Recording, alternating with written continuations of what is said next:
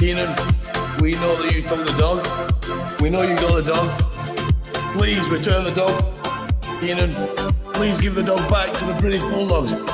Matilda's like a little child. We love that little dog. Please, Islanders, give the dog back.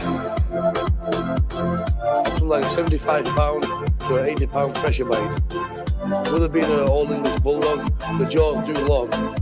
So anybody who interferes with the British Bulldogs outside the ring, Matilda's there. We shall fight them on the beaches. We shall fight them in the air. We shall fight them in the wrestling ring. And yes, Bulldogs, you shall conquer.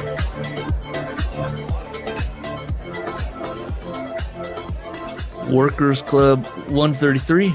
Larry, Gus, Wilson. Is everybody okay? Is everybody loving life? Everything going well? Yeah. Good dinner. You cooked dinner? There you go. You said you made Belgian waffles. Belgian waffles. Put a little cinnamon in them. There you go. Sausage patties, eggs, toast. No potatoes today. I think we've talked about this before. You like breakfast for dinner, right? Correct? Yeah. You like breakfast food in general. I feel like your big muffins, kind of baked goods. No, not huge. What's the one thing that you eat? What's the one thing you've taken pictures of breakfast-wise? God dang it. It's like a German thing. Johnny cakes? No, I don't think it's... Maybe it is. And I got confused. I don't know. I don't make ethnic dishes.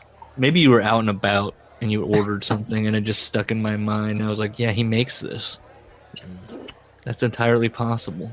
Well, I'm a potato pancake guy. Might be that. That's what I'm thinking of. Latkes. Gus, you're good? Sure, yeah. Okay. Have we received any emails? I don't check the email very often because we don't really receive any emails. From the Muppet Show. Oh, I'm sorry. Oh, no. Lord Almighty. I didn't even look. I was a good boy. Don't I did not look at the new... Okay, don't look. I think you showed me the screen and I was like, I don't even know what some of these mean.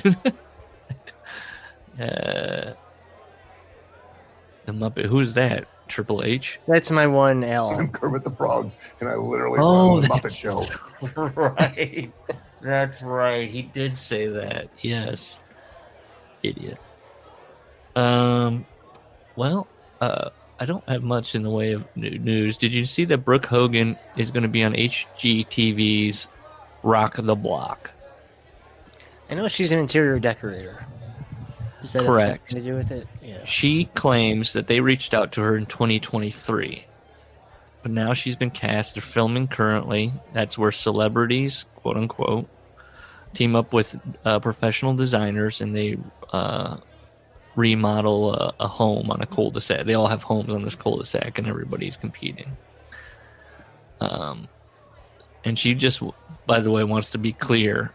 Sounds a little tone deaf in a time of real estate. Yeah, well, people are like trying to hang on to their homes and afford food.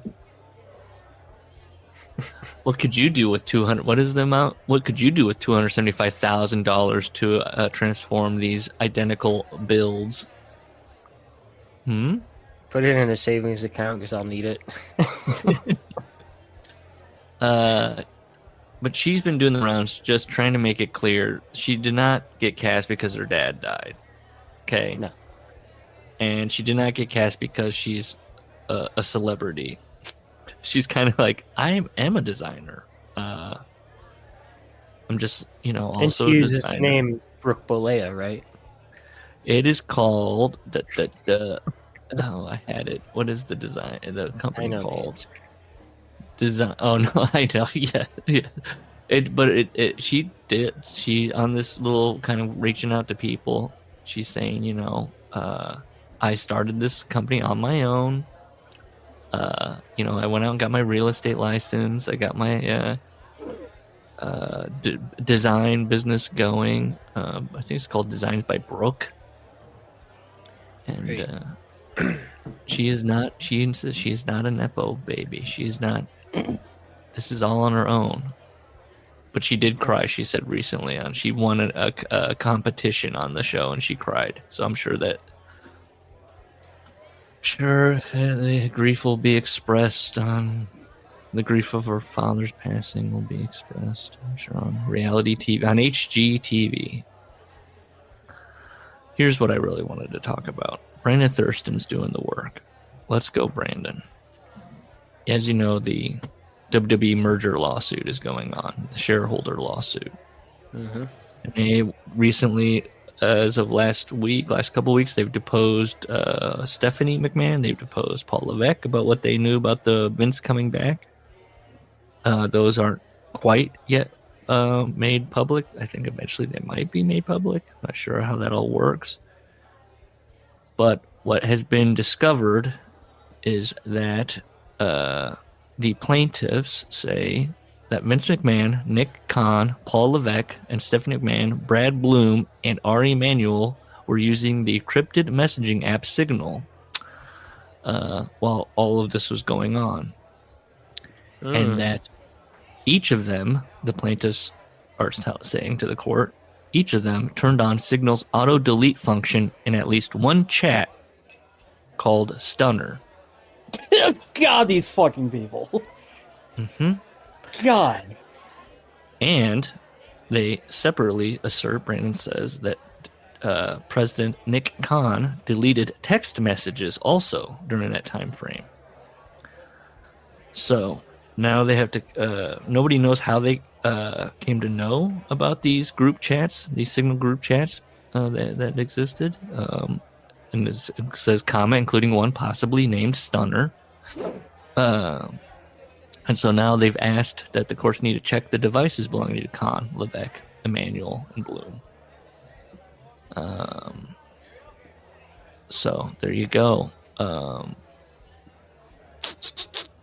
Now, of course, this news hit on the 17th, and so did this from People Magazine Online.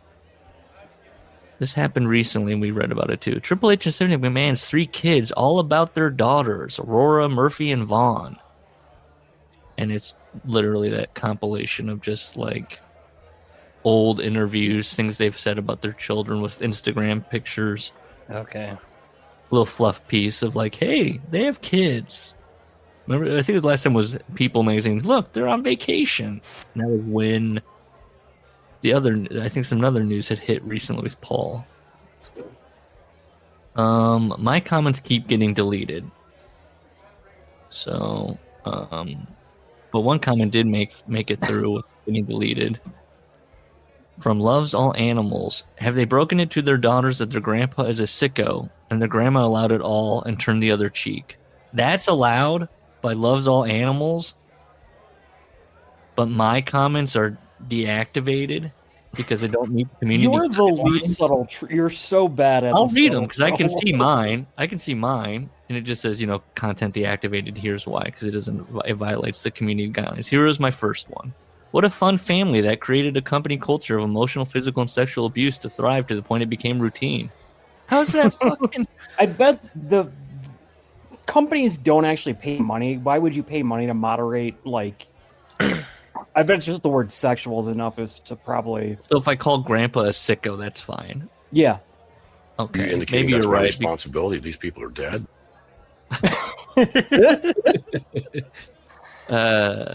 And then the other one was, their company has multiple sex abuse lawsuits ongoing, and then I break them all down. I guess my other one, I was going to type another one that was like, hey, look, it's really difficult to hire a ring announcer. That's why Linda McMahon had to hire It was more of a Wild predator. West show back in the 80s, no doubt about that. Thank you, Vince. Yes, thank you. That's why I hired Mel Phillips. In terms of cocaine, there was quite a bit of that. The real sports interview is just a real treasure trove. Oh, yeah. Is that the one where he goes to fight Bob Costas? No, that's the one where he slaps the papers out of Armin Tanzarian's hands. I I will say the plaintiffs are trying. Random writes the plaintiffs' attorneys are trying to resolve the matter directly with the shareholders, the defendants, and they also are like, this move of Discovery is they're not a fan of it. They're thinking it's getting in the way. So we'll see what happens with that. I'd love to see that. I really do want to see Paul's deposition. Come on now, give me that deposition. 9. You're not getting it. I know when they they're asking him questions about what he did at 9. I plead the 9. Yeah, he hits it with an. I plead the 9. Did you know dinosaurs are now birds? Oh, I just for some reason popped in my head that he's like he's checking his phone. He's like, oh, that's just RFK, Secretary of Health and Human. Pterodactyl spelled with a T.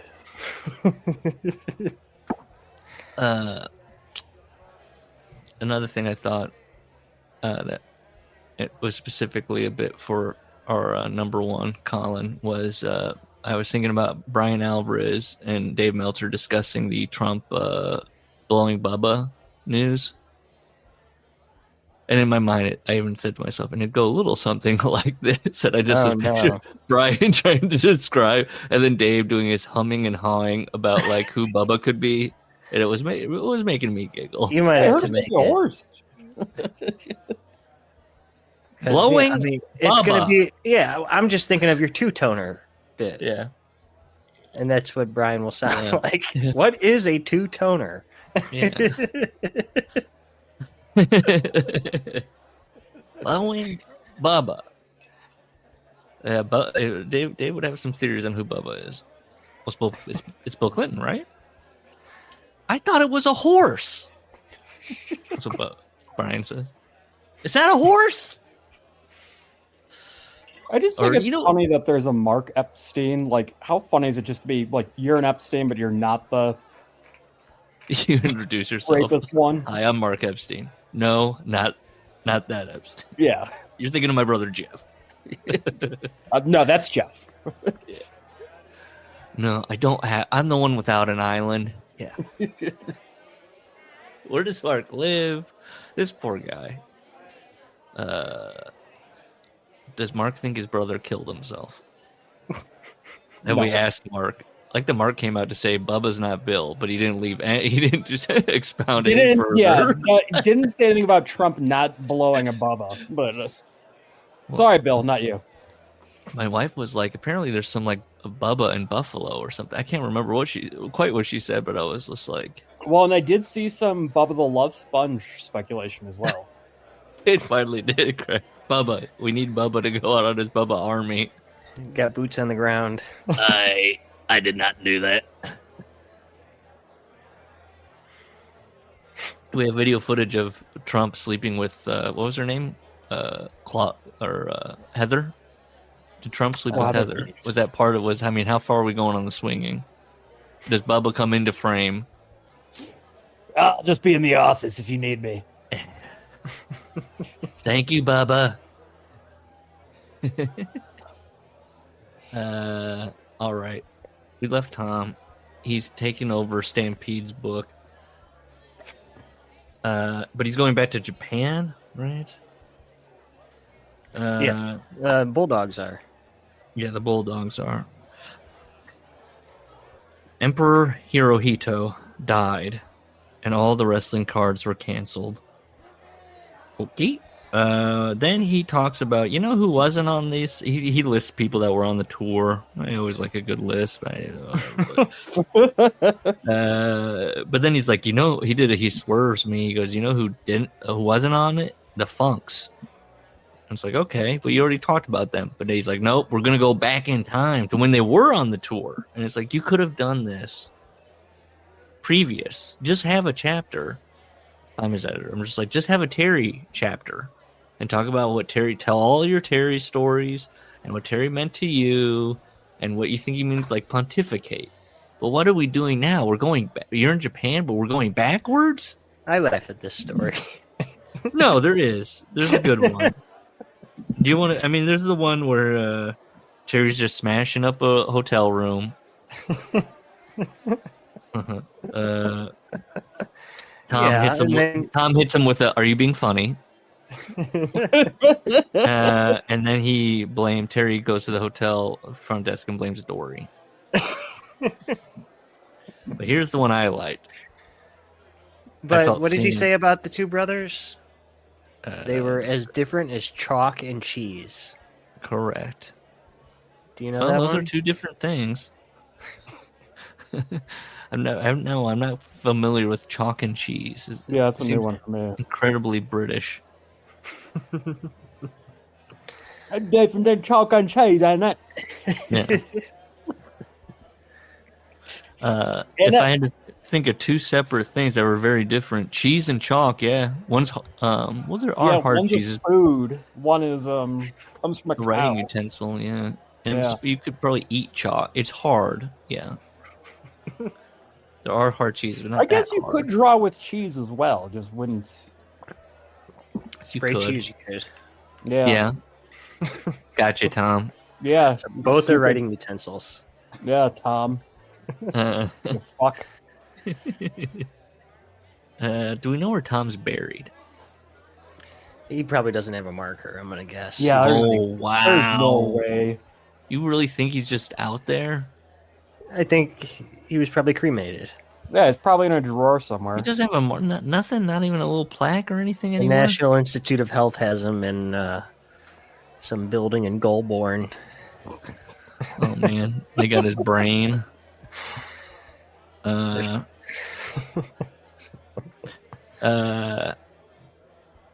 like this one. I felt a little seen in this one because I always appreciate how, like, when somebody does something like this, myself included. They're just standing on a street, and then Terry goes, "Watch this." No setup. Just watch what's about to happen. And then he throws himself into traffic, into a car. And then the guy is like, "Oh no." And he just lays there while people surround him, playing like he's dead. That's it. That's the bit. Just, hey, watch this. It throws himself under incoming traffic. Goes up and over the hood. Hilarious. So then he comes. I found this. This is... Give me more wrestling stories like this. He goes to see Terry in his hotel room at one point. Some tour. And it's all, kind of torn up a little bit. But he's fully Terry Funk is fully clothed, laying on the floor. He's covered in puke. Well, he's not visiting him. Terry's late for the bus. Oh, that's right. Yep. He's going to see where Terry is. He's got one boot on and one foot that's bare, no boot, just propped up on the... So he's just splayed out. Boy, Terry, what happened? And this is very... It's a little bit where I'm like, did this really happen? Or is this he's taking a conversation he had with Terry and he's putting it like... Terry's looking up all groggy, covered in puke. I know there's only one way to become a champion. And he writes out champion. Ugh. What's that, Terry? You gotta be a total fuck up. Then he says he called Terry Funk for around Christmas one time, and Terry Funk says, "Well, now you just ruined my Christmas." Little rib. And he talks about the Nasty Boys. I think he has the reaction most people have when they see the Nasty Boys. When you first see them, you don't think much of them. Can't imagine anybody seeing the Nasty Boys. There's probably some poor fan out there that saw the Nasty Boys and was like, "This is it. These are my guys." Those guys are really tough looking. Yeah, hell yeah. I don't know who those children are that are out there in the world that are like, "Fuck yeah, Nasty Boys." But even as a kid, I was just like, what a couple piles of shit. Yeah, these fat slobs. Yeah, and I get that's the gimmick, but still, you're just like, okay, why would I want to watch fat slobs? It kind of they got their asses kicked in real life by a couple of fans. It's kind of hand in hand with like the Garbage Pail Kids. Like, remember that when we were younger? Did you anybody? And I was like, I don't like this. I don't like look, it's gross. It's like, oh, okay. Yeah, I've never been one for boogers, snots. Like, yes. And they had the thing where they're putting guys' heads in their armpits, and it's just like, okay. Wow. Okay. There is November 23rd, 1989. British Bulldogs Peoria defeat the Nasty Boys in Tokyo. I gotta see that. He writes, Knobs was always joking and laughing and dancing around in that loud, obnoxious way that some people do. And it's like, okay, so he's gregarious. Knobs is running around. He's dancing around, I guess, prancing about. This is the first time they've seen these guys, and him and Bulldog look at each other and think to themselves simultaneously, who the fuck do they think they are? And here's what I want to ask you guys. Is it healthy to always... This seems to be his first question he asks himself about people he's just met. Is that healthy? Who the fuck are you? Yeah, who the fuck do you think you are? It comes up often in this book where he's like, I saw this man, I've met him for the very first time, and I'm thinking, who's this prick? And it's like, how do you operate in your life like that?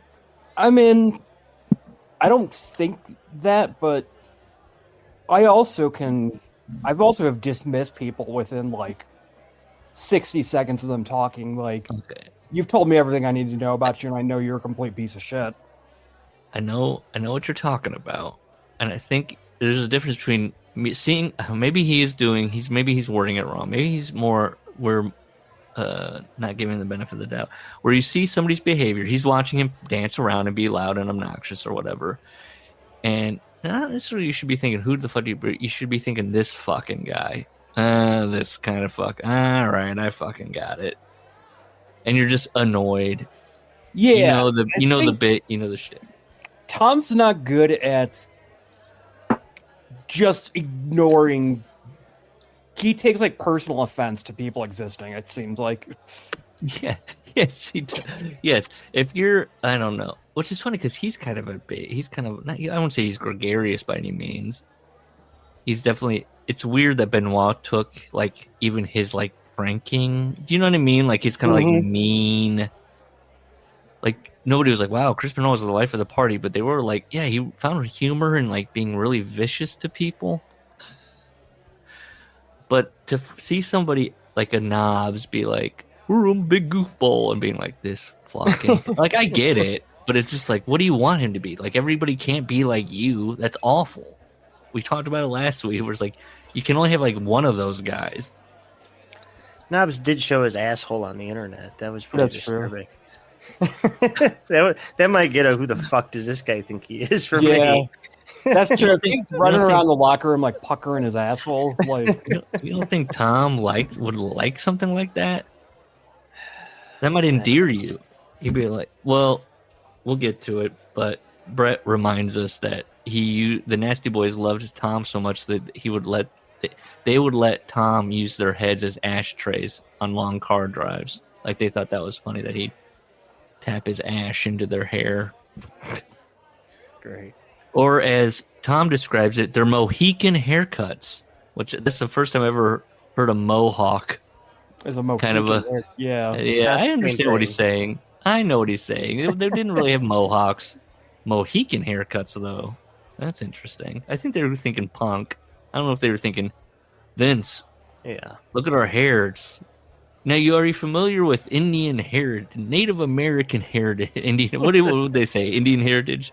Do you know the Sioux? Vince, do you know the Sioux? Yes.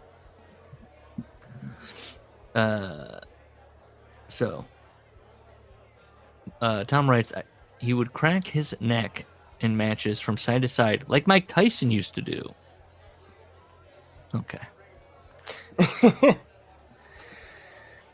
Is it okay if Ricky Steamboat is influenced by boxers but not Dynamite Kid?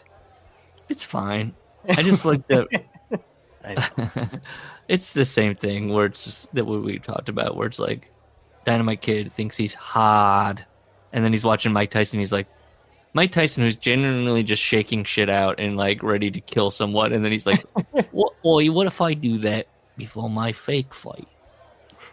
Because I'm hard. He tells Davey before this match, don't sell anything. Davey? And do any style of wrestling. That's why you call me the British Bulldog. What's that? I can do any style of wrestling. That's why you call me the British Bulldog. Oh, because he can do any kind of style of wrestling. When you speak to me, speak in English. The King's English, yes. To be clear. So they beat the shit out of the Nasty Boys. They don't give them anything, and then they're told in the back, "Hey, Baba's not happy." And they're like, "Oh, what?" And they're like, "Yeah, he had plans for the Nasty Boys."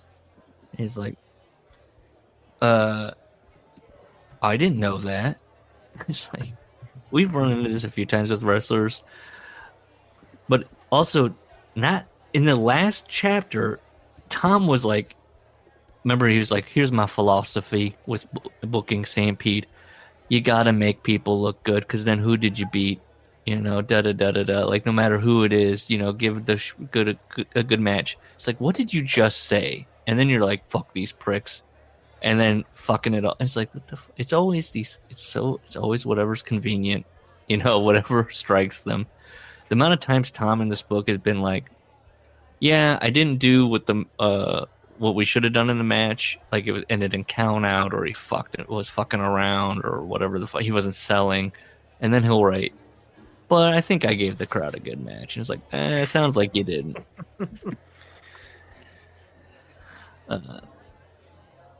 That's almost what you want to appreciate a Bret who doesn't have like the balls to do something like that. Like he's going to be like uber professional, and then bitch about it later, like, "Oh, I sold for that guy even though I shouldn't have."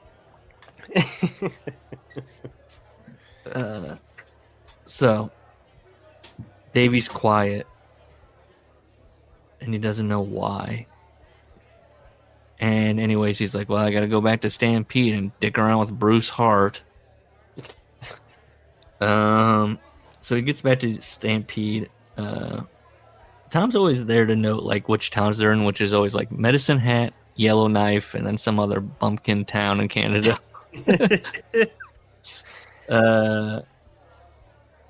Bruce doesn't travel. Remember, they're in the infamous van. Remember that Stu had, or bus, or whatever, that took everybody. Yeah. And then Bruce travels separately in this particular instance, and he's in a Buick. And the Buick overtakes the bus, and they look out their window, and Bruce has got like his feet up on the dash. He's got his hands behind his head. He's enjoying life. What an asshole. And then Tom does his, I thought to myself, right? That's always, when Tom thinks right to himself, he's made a decision to cause harm. He does admit he had a few beers in the van, just so you know. Had a few.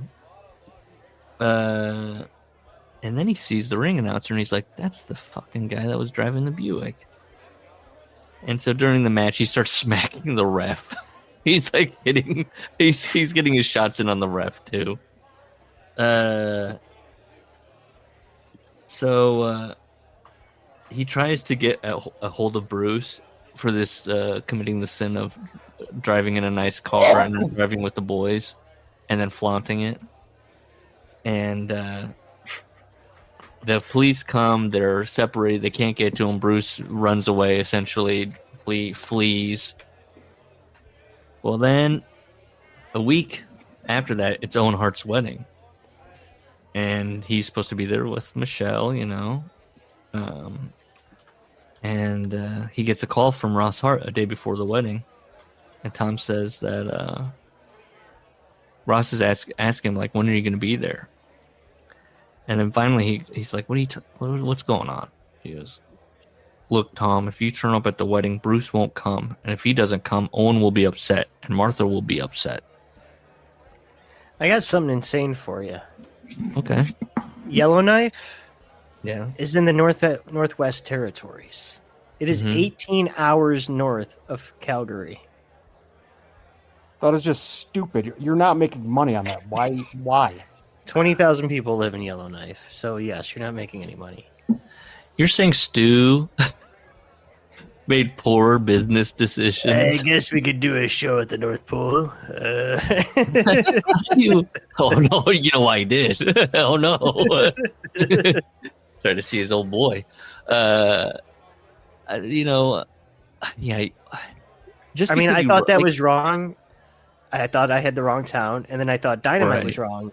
But then I confirmed Stampede did do a tour of the fucking Northwest Territories. Is it why, Stampede had like many deaths, and it's like maybe not one son stood up and said, why? I get that we're the promotion in Canada, but why can't we just kind of do a smaller loop and not drive 18 hours to Yellowknife and then all the way, what are we doing, Stu? Also, those people come out and then they just see like Bruce's nut shot. Spectacular.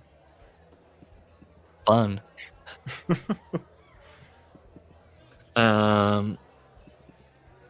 So he's told not to come to the Owens wedding. And so he goes to the pub instead. Stu calls him. That's what happened. He said, my car broke down. And Stu just didn't say anything about it. Well, let's get Bret's take on it. What did Bret say way back when? What happened? 236. I have a third version, too, when you're done. Oh, shit. Owen's wedding was another overcrowded and plastic affair at Stu's house. Plastic affair? Yep. Fake. Surprisingly, the Hart clan showed considerably more class than some of the Patterson clan, one of whom put his cigarette out on one of Stu's oriental rugs, leaving a deep black hole. Like, the fucking throw that grudge in there. The family still talks about it. Like, do you remember when that cousin on the Patterson side put a cigarette on the car? Bruce was Owen's best man. Just days before the wedding, Tom had broken Bruce's jaw in an overreaction to some petty slight. Okay. So Tom says, I didn't even get a hold of Bruce. We were separated. Police came. Bret says he broke Bruce's jaw. He did get a hold of him. Stu sat passively in the kitchen, stoic and tight-lipped, stone cold sober and unable to relax. He was on display like a regal silverback gorilla at a zoo. Looking at my father, I thought about how the toughness in truly tough men never really dies out. Okay, anyways, he does say Dynamite and Davey had turned on each other in the biggest angle in Stampede, but my father saw it for what it was, the last gasp of his dying business. And here sure we she go. saw it that way?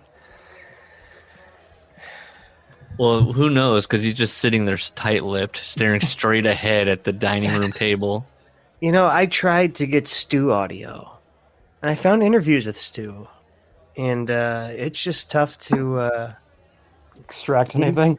Yeah, he really mangles that language. You got a tremendous reputation for fair play. What is this That is one? a promo where he loses his place, and Ed Whalen has to take the microphone away. Oh, no. Fair play to you. So, the Stomper and... that's the other thing. You can't end Stu's words because he always says and. So, okay, per Pain and Passion, the history of Stampede Wrestling. Mm-hmm. Following a stellar show in Yellowknife, things apparently went downhill, culminating with Dynamite Kid, Davey Boy Smith, and the rest of the Stampede crew arriving to Hay River late. poor travel conditions, heavy drug use throughout the tour, and perhaps some heat between Dynamite and Bruce regarding who was booking Stampede caused Correct. tensions to escalate between Dynamite and Bruce. Yeah. Bruce would then Dynamite Kid would then punch ring announcer Bob Johnson in front of the fans on the way to the ring. There you go. Yeah. He wasn't lying. He's a truth teller. Following the match, Hart and Johnson retreated to the van. The Stampede crew had made the road trip in, locking themselves in to try and keep away from Dynamite. Oh, what a bitch. That's what Tom says. That they hid in the van and they corroborated. Dynamite, who had been partying throughout the tour, made his way to the parking lot and was furiously screaming at Hart and Johnson, trying to get back at them in the van. A bystander ended up calling police. Yep. Who arrived to a furious Dynamite. Dynamite's book, or is he really confirming this? He's going from this book about Stampede Wrestling, the history of Stampede. So they might be citing Dynamite for all I know. Yeah, that's what I'm saying. But then where does Bret get that Bruce broke his jaw? You know what I mean? This says breaking his jaw in the process. Oh. I skipped that because we had already read it. Sorry. Yeah, he punched Bruce in the face backstage, breaking his jaw in the process. Okay, let me see. Does he say that he does? He acts like he doesn't get a hold of Bruce. Who doesn't? Oh no, he does. He's sorry. I missed that part. Yeah. No, he does. He goes, yeah, he's like, he says that Bruce is sniggering about it. He's giggling, and he goes, because he goes, yeah, you can take the Buick if you want. He goes, I'll fuck off, and then he hits him in the jaw. Okay, so yeah, okay, so he does. He breaks Bruce's jaw.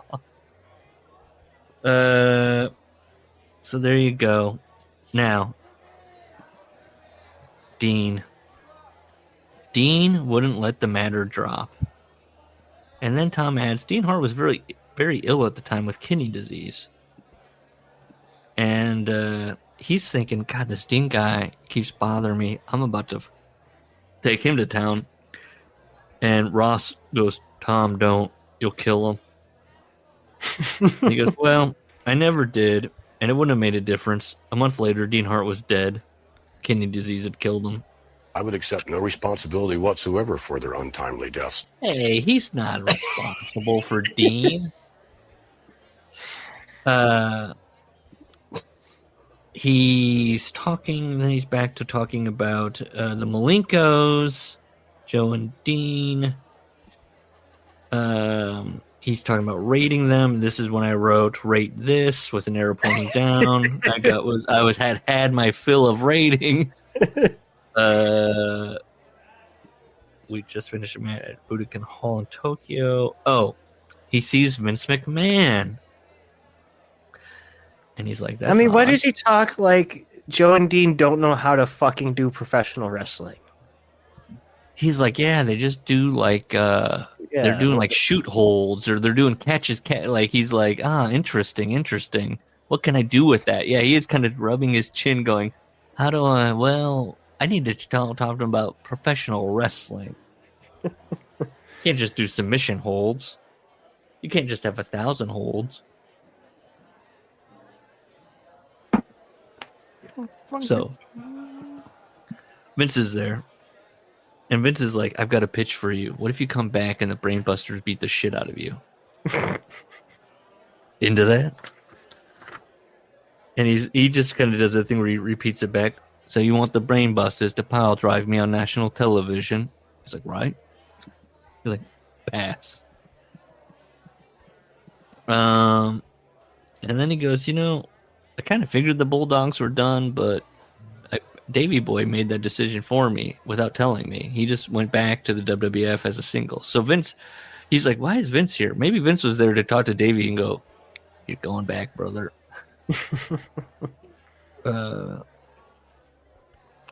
Would have been fucking nice getting Brainbusters Bulldogs, though.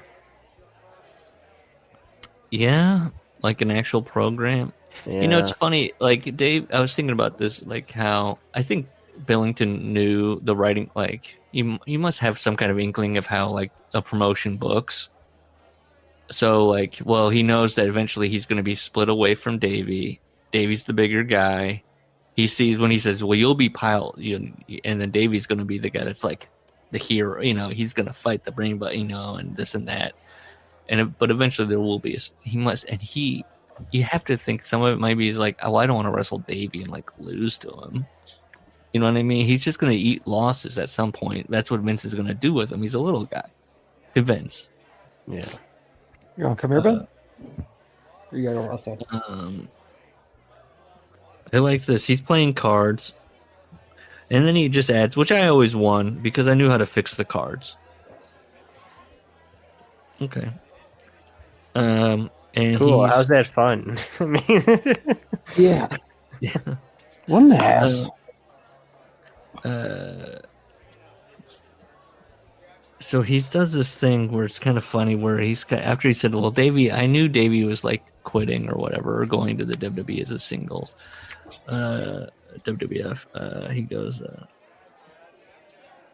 he presents this as it's not sad, but he's like, Dave, why don't we get our act together and do something good as the Bulldogs? And I was like, where? Where are you going? Like, it's Japan, the UK, right? I guess Stampede, but they've done that. They blew that off, right? Go to WCW. We'll get to it, I guess. He kind of treats WCW like he has that kind of like the syndrome where he's just like WCW. Like even when somebody like calls him, I guess he calls Rick kind of like limply and is like, oh, and they're like, not the vibe. You're not the vibe in the locker room.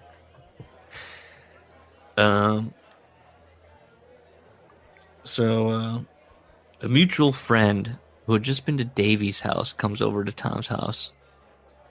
And he says, how come Davey never comes to see me? And that guy goes, oh, that's funny. Davey thinks you should be going and seeing him. And then Tom writes, that's what I did. And I was like, I thought this wasn't that deep. Tom goes through all these machinations to be like, I barely knew the guy. We were just we were family. We were close, but not that close. It's just he can never square his feelings other than aggrieved on Davey. Why he doesn't care about Davey, and he's just like kind of his cousin or whatever. But also, Davey's not visiting him, so that's a problem. It's silly. And he realized it's over for the Bulldogs. And then he goes, anyway, Stu hired some new wrestlers. One was called Mitch Snow. And he writes, Mitch Snow was a big-mouthed prick. Mitch Snow was from the Carolinas. And the way that to Tom, the way that Mitch Snow talked is that if you were anywhere else but the Carolinas, you were a piece of shit. And so, what's Tom's solution for Mitch Snow? Hey, when we go to do the pile driver, I'm gonna spike him. I'm gonna just push his head right into the mat. And then they cut up his clothes. And that's all because he at one point said the Bulldogs will never get me. They'll be the foreman. They fasten him to a hotel bed mattress. They sit and drag him along the road. The roster does that. Nobody likes Mitch Snow, and he finds out it's Brian Pillman.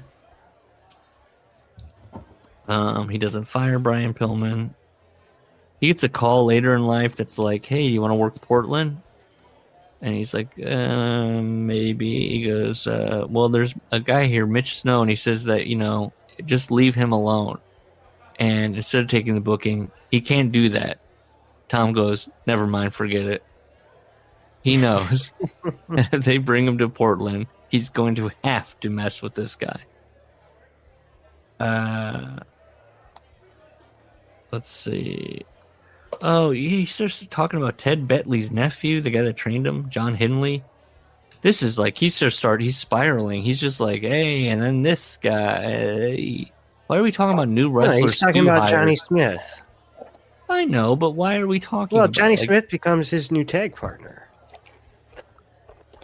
So that's a little important. I guess. I was like, what are we doing? Like, focus. What are we? I thought it's where did we start with the chapter? Japan? He's definitely more on him. He's definitely just telling more stories now. He caused the fight between. Yeah, he doesn't have much left. Yeah, it's getting towards the end there. He says he nearly caused a fight with Bobby Fulton and Tommy Stanton. He threw their stuff in the toilet, and then he told each other guy that the other guy threw the stuff in the toilet. Which then he follows up with, one wrestler really did try to blame me for something I hadn't done, but he didn't get away with it. Sandy Scott, whose real name was Jim Palmer. One time Sandy Scott rung up Stu. Stu, I can't wrestle. I got diarrhea really bad. I know for certain Dynamite's done me.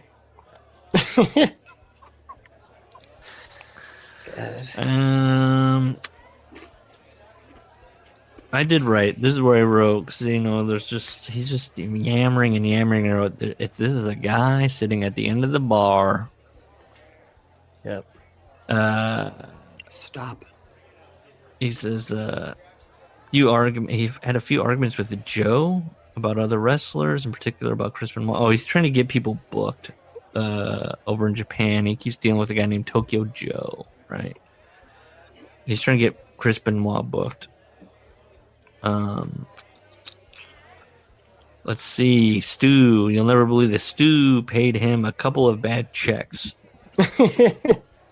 So he goes to Stu. He gives him the checks. He goes, evidently you need these more than me. Stu's response, just took him back. Doesn't say a word.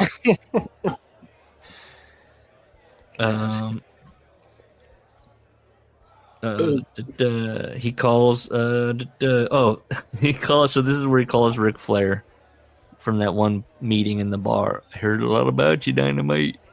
Calls Ric Flair. Jim Crockett Promotions. And he's like, hey, Anderson and Blanchard, they're hopping back and forth, right? Calls Rick. And then Rick goes, we don't do that kind of thing anymore. He's like, what? We don't have wrestlers switching promotions anymore. I'm sorry. I really can't help you. I mean, Flair is enough of a coward to lie to someone like that. But, yeah. The vibe, I can't imagine that. Yeah, he wants the vibe. Can you hear Junior out in the hallway? No. Or is it okay? Bedtime is upon us.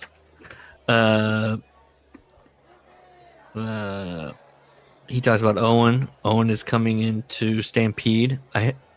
He writes here, I'd helped train Owen when he was a kid. And I was like, you said this isn't the book. You said you tried. And he wasn't. And then you're like, yeah, he's not very good. And just kind of like, I showed him a couple of moves and then moved on.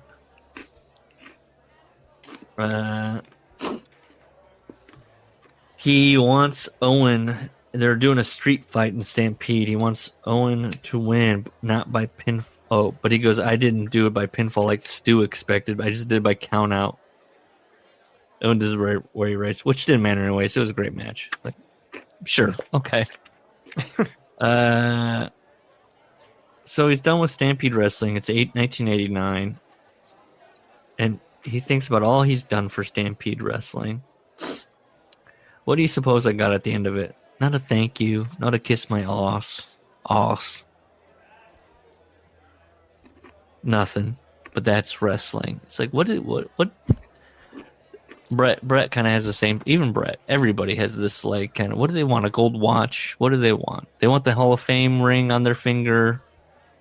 They want you still got it. Like, what do they want? Is Dolph Ziggler going to be happy at the end of his career? Did he get enough plaudits? Yeah, he got to wrestle in the Garden again. That's a big moment.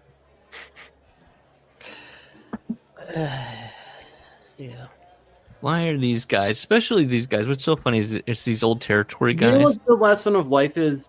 You can't expect anything from anybody. If you do, You're fucking stupid. Everybody else has got their own thing going on. But also it's always, especially something like that where it's always moving forward, onto the next cast of characters. Unless you're like a Michael Jordan transformation, like Jesus level, you're not getting a parade. They're not dedicating a wing to you. On to the next. Money's got to be made. I mean, people think AJ's retirement is going to be like Cena's. I have seen sickos already booking it on the internet. I don't know. Answering texts. Hey, what kind of microphone do I have, Larry? It's a Shure SM. I think it's a 57. I always get the 57. Yeah, it's the 57. There's a 57 and 58, but the 58 has like the bigger ball on the end, like a traditional microphone. Who's asking? Well, I was answering multiple texts, but Yo-Yo Man also. I don't know if you heard the latest. It was crackling. His Yeti was crackling, and I was teasing him about it. Can we take a break? Yeah, let's take a break. Go in an hour. All right. Yeah.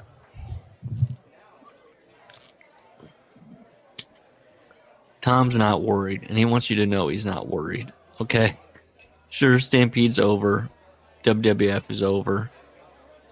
WCW's over. And then he goes to Japan, but he's informed there's not a lot of switching promotions there either anymore. We don't do that here. That was the old Japan. He does end up with who? Is it Baba or Inoki? Which one does he end up with? Let's see. Inoki. No, he said we call Inoki and ask. Inoki says okay, no promises. Whatever Baba pays will be Johnny's guarantee. Oh, for Johnny. So they get a call also. They're working for Don Morocco. They work New Zealand. Johnny's like, we got to do this tour, man. Like, I'm broke. And then Tom's like, I'm broke too. Johnny's also not getting any work because he's working with Tom. They wrestle the Guerreros. And Tom does the thing where he's like, I don't want to give these guys anything. And then they're like, I don't want to wrestle them again. And this is when I wrote, sounds like Dynamite sucks. The promoters bring him in. He doesn't do what they ask. He does his own thing. Honestly, especially like in that time period, no one's buying a ticket to see Dynamite Kid. No. And you buy it and he comes out with the new guy. It's not the real British Bulldogs and they're wrestling the Guerreros and he's just like not giving them anything. It's like, oh, cool. Can't wait to see this Guerreros. Wait, no, nothing's happening. Fun. Now, I don't know. You guys probably do know this fella, Ted Bentley's nephew. Was he as big as Davey Boy? Or was he about Dynamite size? Is the dynamic the same? He's about Davey Boy's size. Okay. Because that would be rough if they're like, and it's the British Bulldogs, and then two Dynamite guys come out. Heyman brought him in for a match or two in ECW in '99. Oh, that guy. Okay. Yeah, I know what you're talking about now. He was hyped by the Smarks, but he was pretty bland. Yeah, I remember. Yeah, because I remember watching that match and like thinking it wasn't anything special. What is it about Davey Boy, considering how dumb he's portrayed, that does draw people in? Like, he's not a great promo. He's not the greatest wrestler in the world. What is it just his face? Like his dumb face? Like what is it? There's something enjoyable, just a big, dumb, smart. Yeah. Sorry, yeah. Just a big, dumb guy. Big, strong, dumb guy. Was it the dreads? The I thought those were cool as a kid, but again, I was... Yeah.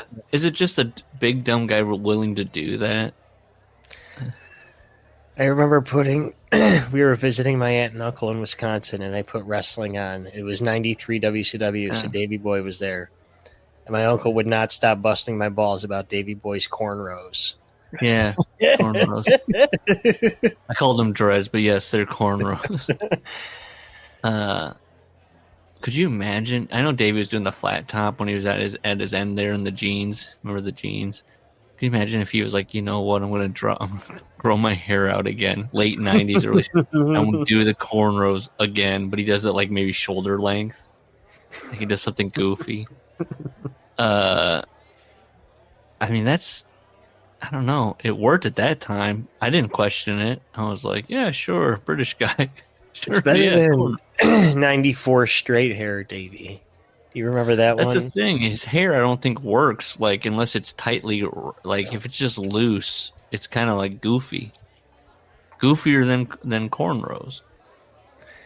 Yeah.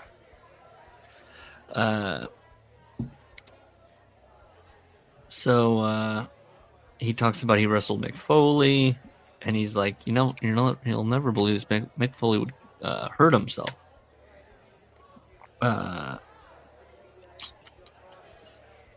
They're supposed to do a big tag team tournament. I guess I jumped the gun with Davey Boy. Now this is where Davey Boy is leaving. I guess he's kind of mangled here. Davey Boy left. He doesn't. Hang on, it's interesting though. He brings up Foley. Yeah. But he doesn't bring up the fact that he dislocated Foley's jaw in one of his first matches. I thought about when I was reading it. I was like, oh, Mick wrote about this and him doing that. Which is like his go-to. Like when he's new, he's thinking, who the fuck is this guy? And then he batters them. And then he kind of gives him credit, like, oh yeah, good guy. So he says Davey Boy didn't, and he again reiterates, Davey Boy didn't tell him anything. And then he writes, I didn't care about that one way or the other. But also, in other words, he let me down. And then he says he never heard from Davey Boy Smith ever again. And then someone tries to call in and cancel his tour. He says that someone called in and said he was in a car accident and they canceled. He needed to cancel the tour. They call him. And he says the only people that knew I was in Japan were Davey Boy Smith and his wife. And he doesn't know for sure, but he's convinced that they called. Why would they do that? Why do they give? If he's going to WWF, why do they fucking care if he wrestles in Japan or not? I know. Or is it like a Davey Boy prank, and it's just a prank, but he took it like they're trying to fuck with my livelihood? Let's see. Talks about Dan. What is he talking about? Spivey? Oh, he talks about a story where he hits Spivey in the head for not responding to him on the bus, right? And then Spivey and him are like basically attacking each other. And then he just kind of goes, I'd say we're more than good friends. Okay. That's nice. Then he writes, there you go. Look at that. Look at that. Look. Yeah. I mean, he could have done it. Maybe. He could have done it. It was something about the cornrows. That needs to be studied. Why cornrows worked for Davey Boy. Was it just his head shape? I remember when his hair would get fluffy in matches a little bit. I'd think this guy kind of looks like a goof. Yeah. I would say I got to know Tokyo better than I knew Wigan. And probably better than Calgary. And I wrote, you mean home? Better than you knew your own, where you lived with your family? Not anymore. Yep. And then he writes next sentence. It came as no big surprise when Michelle and I decided to separate. It was sad because she was expecting our third child. Great. There you go. End of January 91. He goes back to Calgary from Japan. It's an empty house. There's an airline ticket on the kitchen table. A one-way ticket to England. Packed up his stuff. He says he put all the money he'd made on this last tour down on the counter. Even though it's empty, they've moved out. There's no one there, right? Or yeah, that's weird. Or is it empty because Or is it empty because they're like, we can't be there when you're there? And this asshole's just traveling with cash. He says he puts down $30,000 on the counter. Just kept a few dollars for himself, he says. If he got a speeding ticket, the cops would take that in civil forfeiture. Yes. That's why he doesn't want anybody messing with his bag. Don't mess with my bag. It's got $30,000 in there. Don't flush it down the toilet. And he writes, I was leaving behind my 2 children, Bronwyn and Merrick, and a third one on the way. But apart from them, I knew there was nothing left for me to stay in Calgary. I was like, what a sentence. Apart from my family, my children, not really much keeping me here, to be honest. So he looked at his... He does a Dwayne Johnson. He shows it back up in England. He left with 20 pounds in his pocket. He looks down. He's still got the 20 pounds. Oh, he broke even. So he has no money, no job. He moves in back with his mom and dad. He's depressed. He calls Dan Spivey over in Tampa. He's like, I'm going to come visit. Which that's when I was like, wait a minute, you have 20 pounds to your name. You're just flying to Tampa on a whim. What's happening here? You have more than 20 pounds in your pocket. Dan Spivey says, hey, my house is your house. My car is your car. I'm going to be out, I'm going to be traveling. And Tom writes that he relaxed, lazed around, and did absolutely nothing. To be honest, couldn't remember the last time I'd been able to do that. And I made a note here. You did do that when you were back home with the family. Remember, Michelle would be like, why are you just laying around drinking? So then Dan gets back from his trip and says, Tommy, don't eat a thing today. Have a couple of beers, but don't eat anything. So he gives him some stuff wrapped up in toilet paper. And you had to dissolve it. Tom writes, it might have been LSD. What do you think? You get something handed to you in toilet paper that you have to dissolve. Sure, but then he says in 10 minutes he felt funny already. Yeah, I know. This is also weirdly retold. Like, what happened? There's no way to... So the story is that Dan gives him something and just will not tell him what it is. Because at first when he's like, don't eat anything, I'm racking my brain going, okay, what do you... I guess maybe... I was like, you could have like maybe a piece of bread with like, you don't want to like... I'm trying to think of like, what does he not want to have a full stomach for? Or is he going to give him something he's going to throw up? Yeah. Unless he was parachuting heroin. Which is when you wrap it in something and swallow it. But then he had to dissolve it. Because I'm like, what?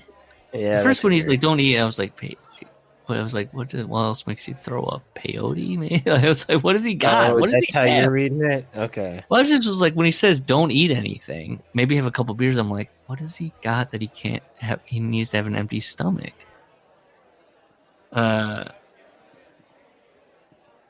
So he feels funny. I shouted, Donnie, help me. Danny's laughing at him. Help me, Danny. His heart had stopped. And the paramedics got there. They said, you died. And then he writes, I died twice on the floor of Danny Spivey's house. He goes to the doctor. The doctor goes, have you ever taken steroids? Yes. Why? And the doctor informs him that your heart is a muscle. And it got bigger. And now has all these scar tissue on it. Because you're exploding your heart over these years, right? Getting bigger. And Tom writes, that's something I never really thought about before. Okay. Todger says, don't take steroids again. You're going to put your life at risk. I was 32. Oh, my God. He wouldn't have even dude. gotten to NXT yet. Doc, I can't be NXT champ then if I don't take steroids. I gotta get to the promo. I gotta get to Orlando. I'm about to hit my NXT window. I think if I work hard enough, I can nail a Paula Pop promo.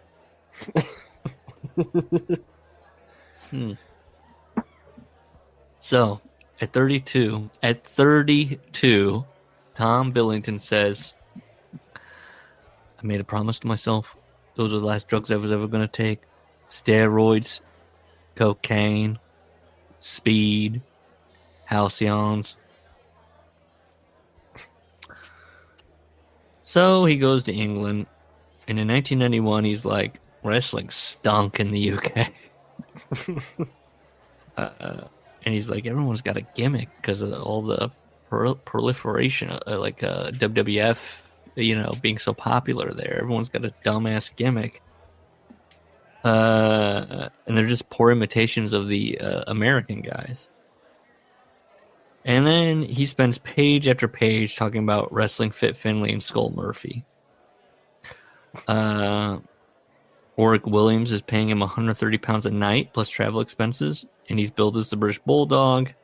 And then they would write underneath British Bulldog, Dynamite Kid in very tiny writing. God. Hey, we're gonna go see Davey Boy. Wait a minute, let me get my glasses on. Nope, that's Dynamite. Sorry, almost got me.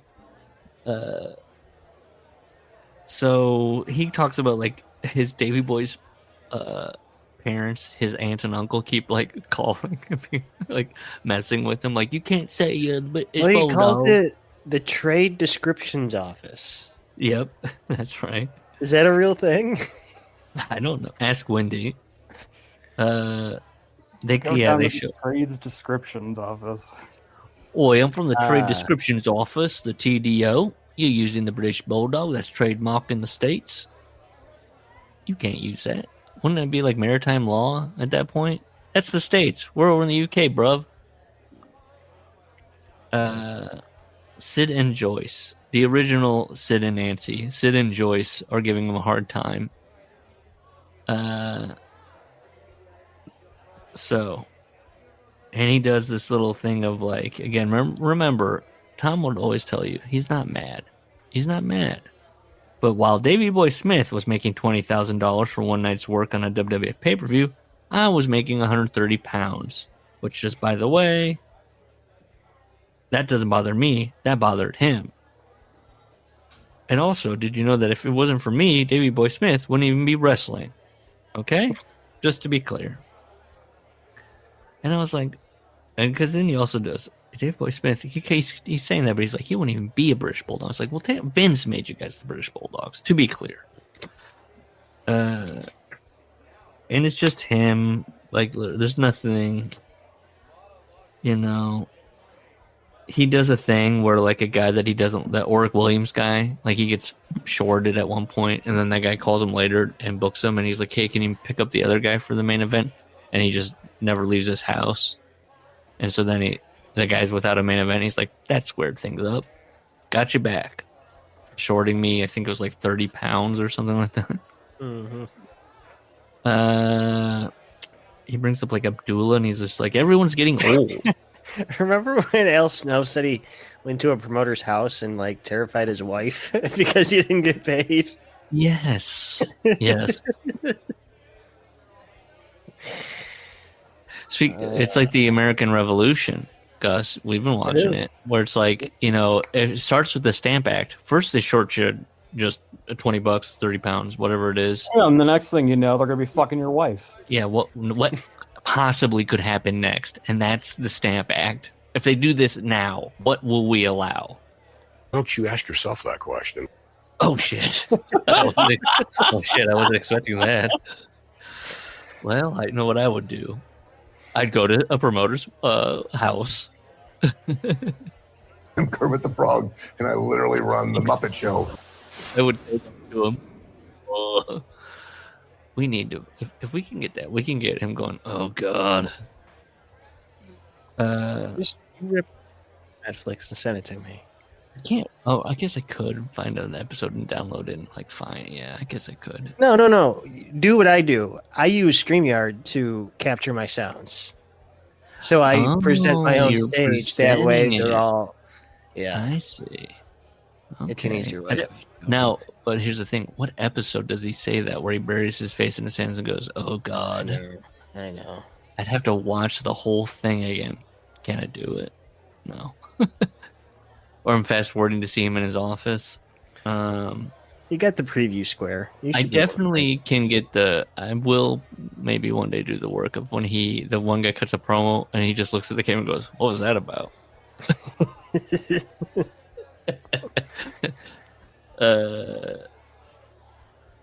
So he realizes, as much as him and Abdullah and other wrestlers got along, when he was out of the business, they don't contact him.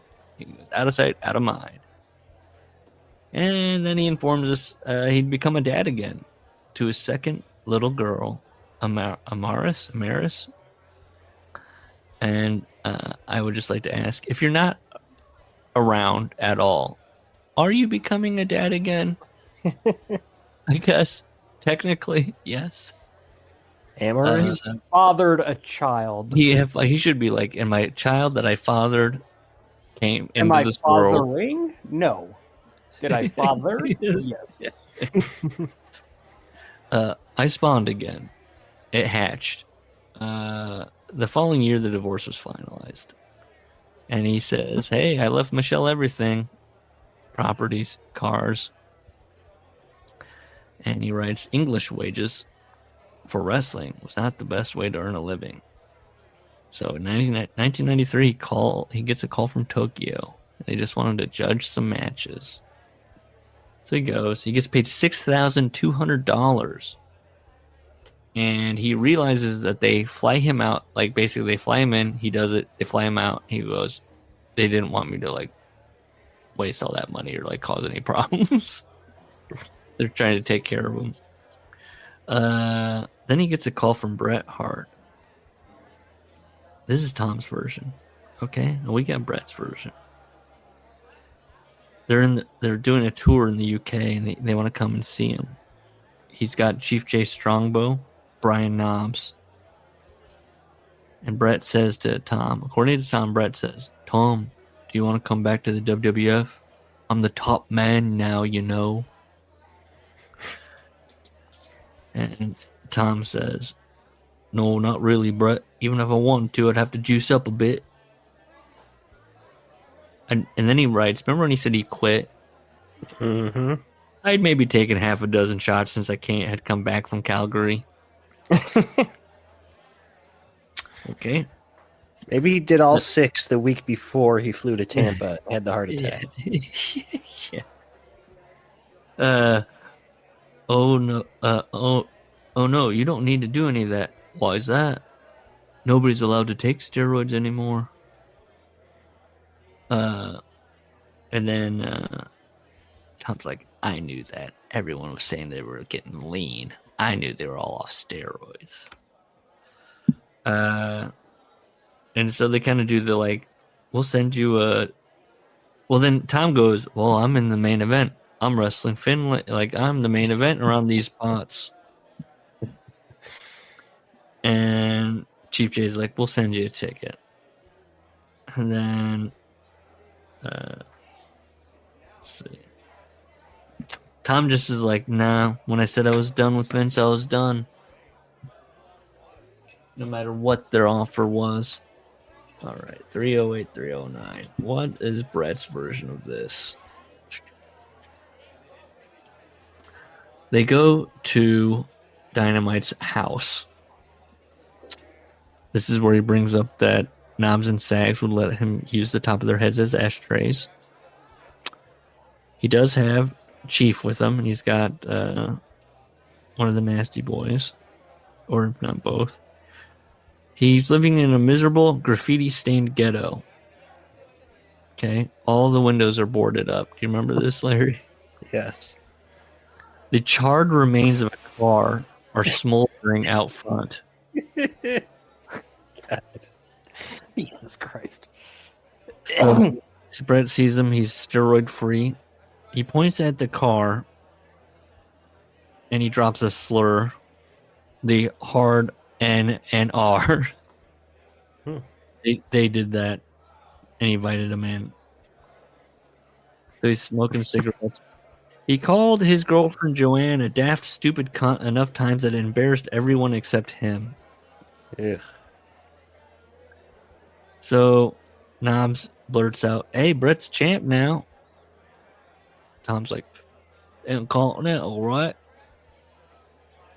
"No, Dino, he's the world champion now. He's got the big belt." And this is when Brett starts like spiraling. His first expression was one of disbelief and shock.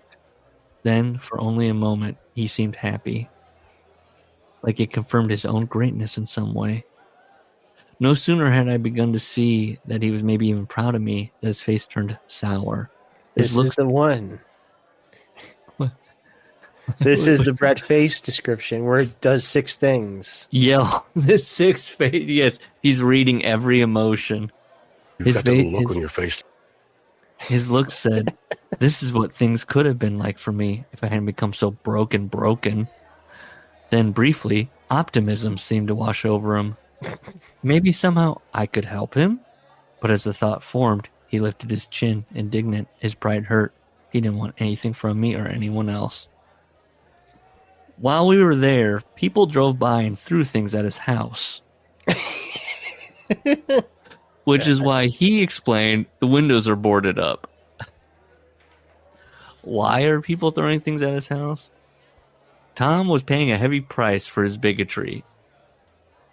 So essentially, Tom's living in a poor neighborhood, and he's a bigot. And so people spend their days throwing things into his windows, burning his car.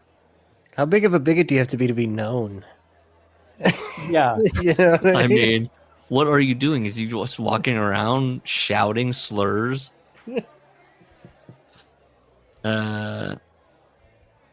So he comes back to the bar. Like they visit. Everyone's disappointed in him. They're very sad. The chief Strongbow's just like, "Oh, I can't believe that's what Dynamite's like now." So they go back to the bar. He say, "Hey, maybe we can work something out with Vince. You know, we're already kind of talking to him." "Nah, I'll never go back." We left him in the bar with Knobs and Sag, where he was soon crying in his beer. Sure. All right. So we're almost done here.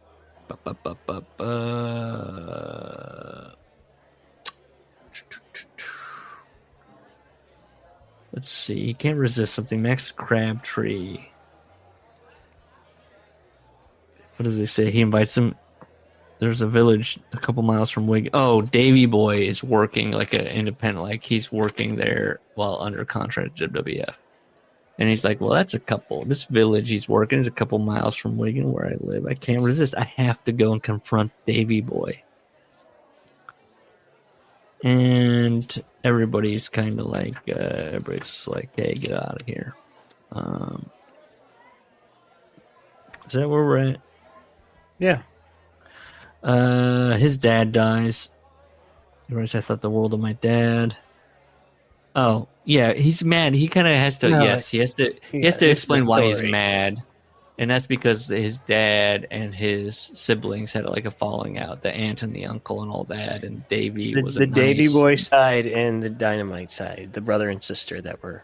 Yes. Yeah. So he has to kind of, why did I go and decide to cause a ruckus? Because my dad had died, and I was mad about how they had treated my dad.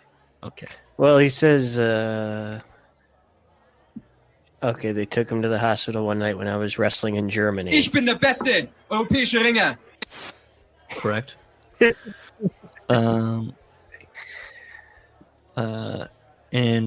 Tom sees a German promo. He feels like he's faking it, like he's an American doing a German impression. Yeah. He's nervous. Tom clocks a table of pictures, merch table, essentially, headshots. He's like, all right, that's flipped over. He crashes that thing. He's like, where's Davey? They're like, he's not here. It's like, that's not true. he finds out that Davey had locked himself in his dressing room. They arrested him, Tom. And then he's just like, well, the last show I did in the UK was Croydon in 96. I needed the money. Believe me, I did not enjoy it. Let's see. He's wrestling. Where is he wrestling? Japan again? He's wrestling somewhere. He's doing that last match for Michinoku Pro, right? I think so. He has a horrible feeling he's having another seizure. Yes, he not felt well. This is where he says, for the first time in my life, I'd been booked for my name instead of my ability. What is he, like 34 at this point? 35? Yeah. He has a seizure. He literally does like, help. And then he collapses. And then he writes, forget Jean, whatever this Jean woman was, this daft cunt, according to Bret. He meets Dot. She never had watched wrestling. She doesn't know who he is. And he's like, I loved it. We hit it off. They got married in 97.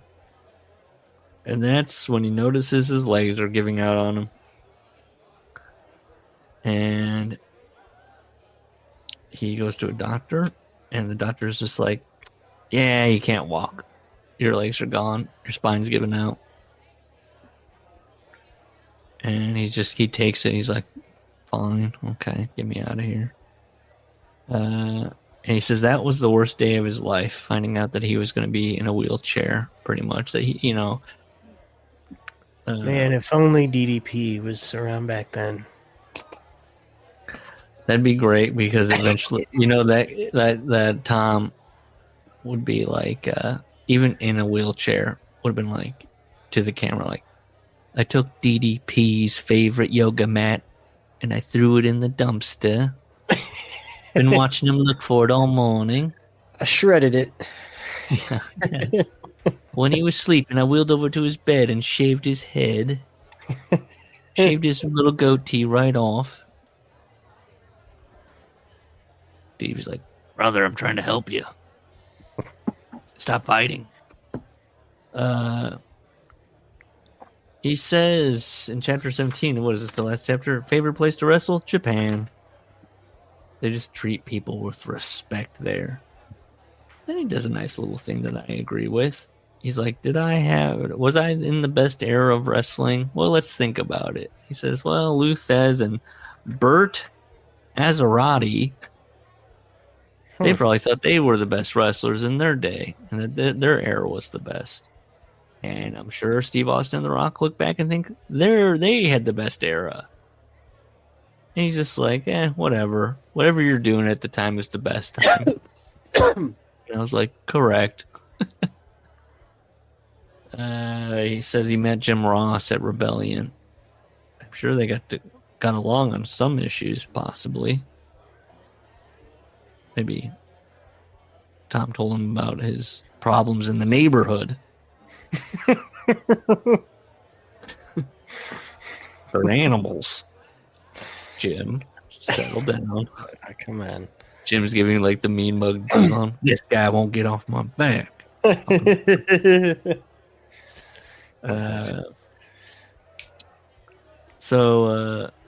is that thing again of like an old wrestler. He's like, I just want to thank Jim Ross for mentioning me a couple times on the WrestleMania 17 broadcast. He calls Dan Spivey and he's like, I'm broke. And Dan Spivey's like, me too. Cool. And he just wants to hope his kids are proud of him. Maybe if they watch some of their dad's old matches on video, they'll be proud of me. Oof. Why would the kids watch videos of your old wrestling matches and be like, oh, when he was... I get, like, I'm sure... Hey, come on. I think the daughter's proud of him. No? Does she not kind of use his name? Well, that's a whole different thing that you can crack into of like, well, it is what it is, family, and history and all that. But it's also like, if you just read it flat like this, the guy was just like on drugs all the time. She's the Dynamite doll. Come on. I mean, even his nephew, right? His nephew uses he's good. He looks like him. Gotta say, he's good. 4 hours ago, she tweeted, "Here's where I'm at. Please sign the petition and get my father where he rightfully belongs." And it's a Hall of Fame picture. She wants the free trip to Vegas or Saudi or. So, he writes, "Wrestling was my life, and I loved it. No regrets. I had a blast." Now, I have one final Bret thing. What did Bret? All the way on page 502.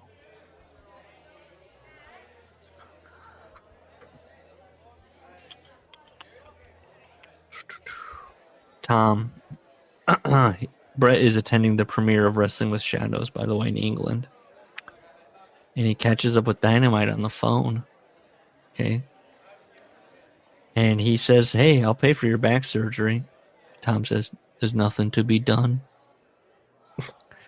In the book, Tom's like, he asks about back surgery, and the doctor's like, it's risky. It's not worth the risk. It could, it's not, when you make those back surgery, also, you could do damage and nothing happens, and then you're just still like you're still worthless. Well, anyways, here we go. Tom, he told me he'd written a book and laughed about how he was going to include a story about Stu scooping up cat shit with a spatula while making eggs for him. Do you remember? Is that in the book? I don't remember if it is. Damn it, I just closed it. Larry froze. I'm sure it'll come back. Oh, God, what if my internet crashed? Good. You there? Oh, no. Larry's having troubles.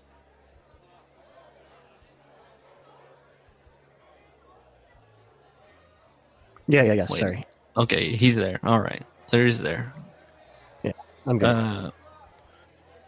So, did he have this cat shit? Okay. Sorry. Let me look that up.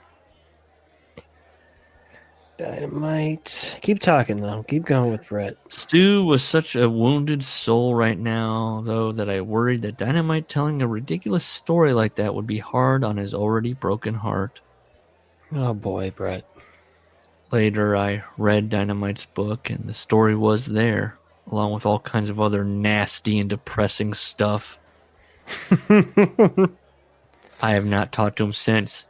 What I wrote fresh into this book is, he didn't say he was wrong, though. He didn't say he was a liar. He just said it was depressing. I'm the truth teller. I really don't think my fans wanted to hear about me smoking crack.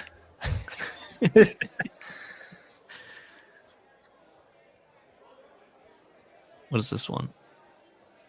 A confused individual probably suffering from dementia. Who's he talking about? Who's he talking about there? Stu? No. Benoit? No. 1998. This was a Michael Landsberg off-the-record interview. He's talking about Bruno. God. Lord. Dementia. Bruno, and what is Bruno saying essentially? Steroids. Well, you know what he was saying. Drugs of all kinds. We're talking about steroids, but there was cocaine. It was bizarre.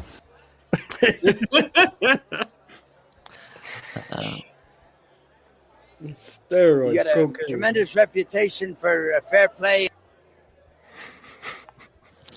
I like the Stu stuff. I don't see the cat thing now. I don't remember it. I feel like we would have laughed about it. But that's like an infamous story, so it had to originate from somewhere. Yeah, I believe it feels like a Mandela effect now, because maybe Tom tricked Bret, and just years later, Bret was like, he told on the phone, he's like, "I'm gonna write about how Stu used to scoop scat shit," and then like he never did. But then Bret, remembering that, writes it in, and now everybody knows that Stu did that. Tom's final prank. It's time to pick a new book, and I'm gonna. I've doffed my cap. I have this, so we know it's legit. Here we go. What's the options? So here we go. JK. Well, now let me remember what I wrote initials. Oh no. Okay, I know what KK is. KK is Killer Cross going into the hat. Okay. BR is Vince Russo's Forgiven going into the hat. Ringmaster, the Vince McMahon book that came out a couple years, was it a year ago, a couple years ago? Oh, damn. Do we want Ringmaster in there? The Vince McMahon written by that came out, I don't know, not that long ago. Ringmaster?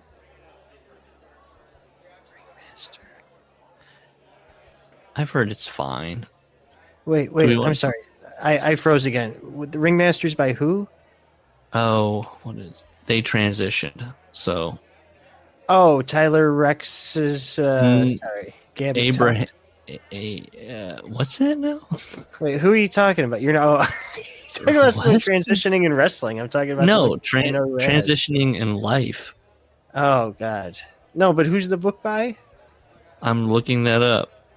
Oh, I had the name, and then I thought about writing the author names, and I forgot. God, I thought I pulled Russo saying, "What are you doing with your hands?" But I can't find it now. Abraham Josephine Reisman. Okay. Well, what's that book got to do with anything? I don't know. I just was like, it was kind of, I don't know. Look, I don't have to throw it in the hat. No, I mean, is it fiction or what? No, it's the Vince book. I'm sorry. Okay. She's like, she's writing about Vince, like his life. I don't know if that's the same author. I think it had the displeasure of coming out right before all that stuff dropped about Vince, so it was kind of like almost immediately out of date, and like, well, it's actually worse. Who the hell is JK? JK. God damn! I told myself, don't forget what Amazon. Let's go. Pro wrestling books. Who would be JK?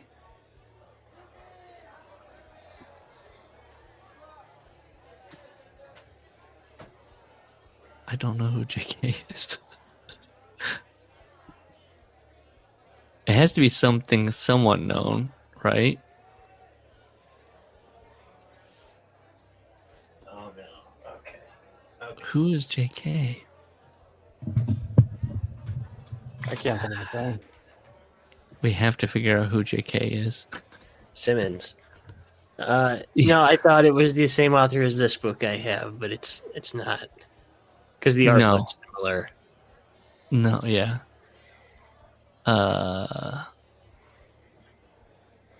Who are wrestlers with initials? JK. Joe. I don't know, man. Why don't you know this? I don't know why I wrote JK down on a little slip of paper and being like, I won't forget this. Well, put it in and we'll figure it out if it gets drawn. So it's just Ringmaster, Karrion Kross, and Russo. Hold on. No. So there's far. two more after that, and the JK, which we don't know who that is. Who is it? I'm looking through. Maybe I can look in my history. If I pick it out of this hat, boy, we're in trouble.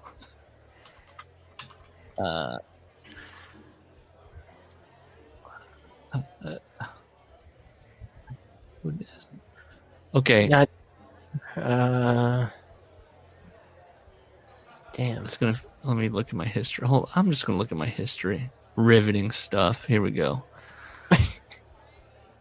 This here. I'm just gonna look at my history. What is this? Click the page. Let's see what comes up. Of course, now my internet's slow. Great, grand, terrific. Barry Darso, Sickles, Studs, and Stolen Cars. No, it's not that. Oh, what is this? Looks very sad. Bill Eadie, the mass superstar, takes on the world. Ugh. My history's doing me no favors. It just keeps pulling up nothing. Doesn't Amazon have its own history? Maybe. I'm not signed in though. Oh. What the? Was there a fiction book you had in? No, now here are the two fiction books. Cheap Heat, a pro wrestling thriller. Prop that up. And then Bloodstained Canvas, written by a UK wrestler. And also in 2021, which, you better believe he noted, do not reproduce this in any way. So we might be in trouble if that gets picked. Bloodstained Canvas, Cheap Heat, Killer Cross, Vince Russo, Ringmaster, and something JK. God, what the fuck was JK? I'm just scrolling through books, like going, what did I see? Jim Londos? No. It's not JM, John Moxley. No. It's not BK for Bob Backlund. No. Bob Backlund? Oh my god, I have no idea. What the hell was I talking about? I need some Backlund screaming drops. That'd be good. Right? JK. Maybe I wrote just kidding to myself and then tore it off. You can't cut it. Get out. Mark Marrow? No. Wasn't Mark Marrow. Wasn't I gotta hit it right at some point. It's got to be like it wasn't like you know what I mean. It wasn't a deep cut. I don't think. I don't know. Forget about it. You're not going to remember. Okay. Don't put it in the hat. God, I'm praying we don't. If I pull JK, don't take it out of the hat. I know it's in. Look, I'm shaking now. Out. That's all you have to do. I know. I'm shaking the hat. Can we put Todd as God inside the hat? I don't want to do that though. Not yet. I want to do another Sean Oliver fiction book before that. Crazy Like a Fox? No. Gus needs to read a Sean Oliver. Do I? Mystery. Oh, he will. What the I'm so upset that that I did a Wilson thing. So mad at myself. Okay. Yeah, Okay, let me here we give go. myself the least information possible to Okay, I'm mixing it with my hand. I'm not. Okay. I'm gonna be so pissed if you pull a JK. If I pull a JK, I don't know what to do. Pick again. It's honest to God. Do you see what that says? I should have got a commitment that you guys were like, we agreed to do this no matter what. Oh, VR, Vince Russo, Forgiven? Yep. It's Forgiven. That's our next book. Larry just walked off. He just took his headset off and he You know walked the off. subtitle of that book? Oh, let me look it up. What One is it? man's journey from self-glorification to sanctification.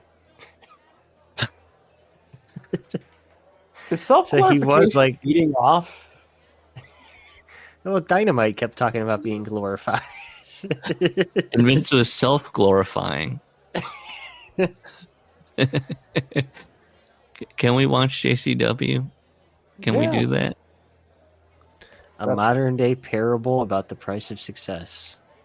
Okay, let me log in here so I can actually, if I can even remember my stuff. I doubt I can. I'm going to have to order this online on my mobile, but Let's see. Are there any reviews just off the? I mean, we'll do this at the time. Well, we can have a break. What's the? Do we have any more?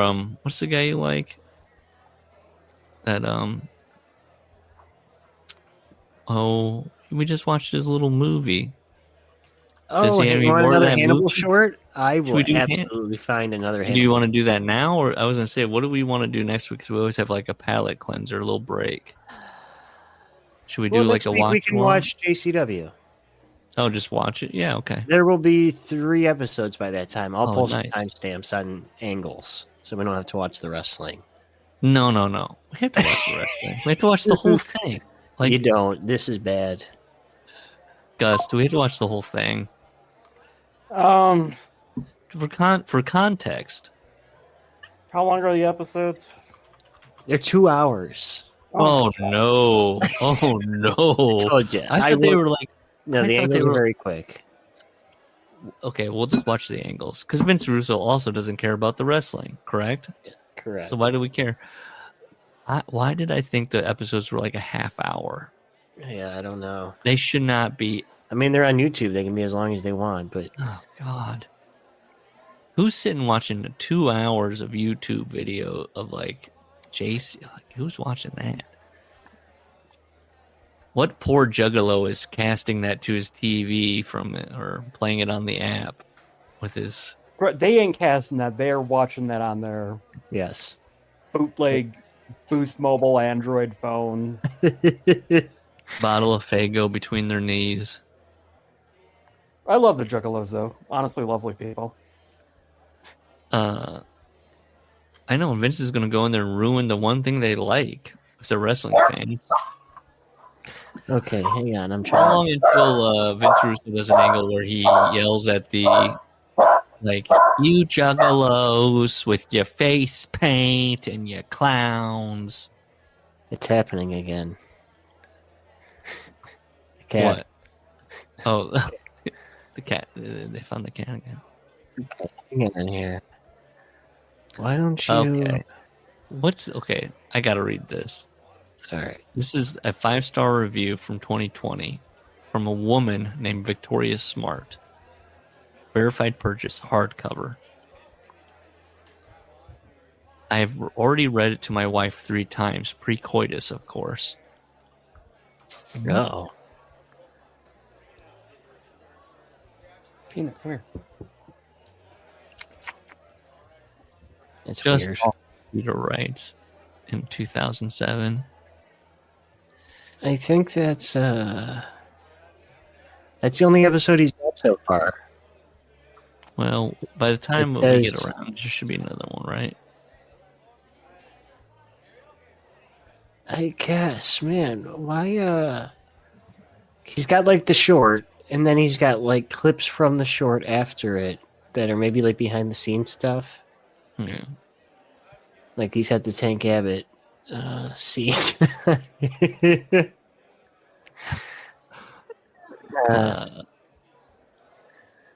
Yeah, this book is going to be his first book. Is the book where he just is like so mad about everything still. Yes, but he's saved as well. Yeah.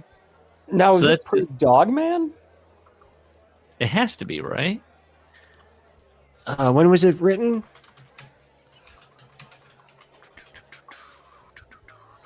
2005. Wow, that's too. So he'd be right in the midst of Dogman years because he hasn't gone back to wrestling yet. Always Wait, loved no, I don't know. Vince's I shows on realm.com. What's realm.com? RELM.com. No, I think Dogman was 01. Right? Where were you, Dogman, when you saw the towers fall? You know what? We probably already did that bit too. I know. That's gonna be the worst and best part about doing the Russo thing is how many like bits we end up like redoing. I mean, there's got to be something in there, right?